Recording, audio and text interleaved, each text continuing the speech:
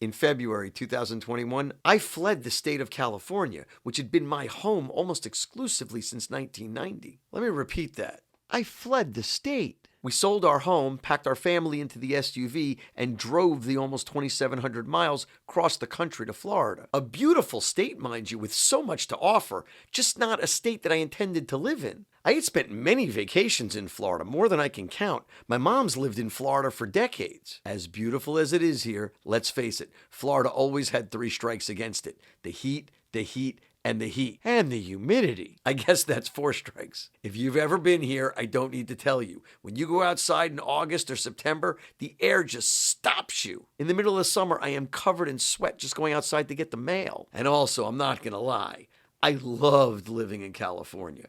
I was absolutely crazy about the state. Since 1990, I lived in the three largest cities, San Diego, Los Angeles, and San Francisco, and each of them have their own appeal. I had every intention of retiring there or at least maintaining some type of residence in the state. And then 2020 happened, but we'll get back to that in a few minutes. Forgive the digression. This is the "you are not alone" part of the video. Maybe you can relate to some of what I experienced. Leave a comment below. I was not politically active. I voted, general elections, municipal elections, but I didn't take an active role in the process. I was aspiring to work in the court system, and I was pretty much living an apolitical life. And with the careers that I had, I encountered such a diverse sect of the population, but I usually was able to find common ground with most people I encountered. Personally, I was not part of the political process. I was living my life probably much like you were. I was working, raising a family, going through the day-to-day minutia, enjoying my life with my family and my friends. Looking back now, I could see there were signs of our deterioration everywhere, but I was fast asleep. Again, I was living my life,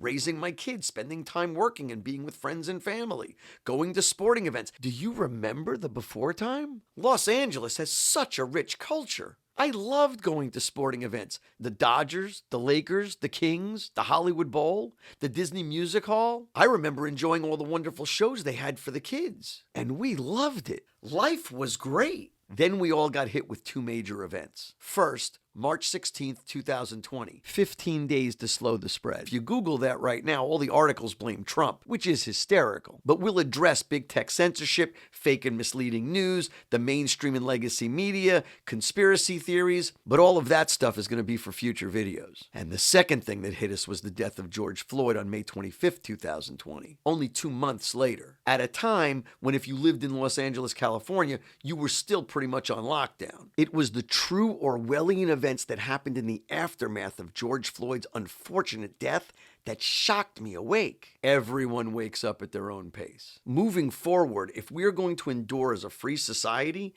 it is crucial that we take a hard look backwards. We need to introspectively figure out what we each could have done better, and then we need to come together and fix it. As I recount the events that instigated my hasty migration to Florida, it's very likely that elements of my saga will ring true or sound alarmingly familiar. In the next video, we'll talk about things that took an even darker turn. Going to church and synagogue became illegal. Going to the beach became illegal. Congregating in our home with neighbors and friends became illegal. Certain members of the population became essential, pretty much making the rest of us what? And then if you have children, there was Zoom school. We'll pick this up next time. Until then, remember, everyone wakes up at their own pace, and you are not alone. It's our job to help and educate as many people as possible. The message here is hope. God bless America, God bless this podcast, and God bless you. Stay frosty, my friends.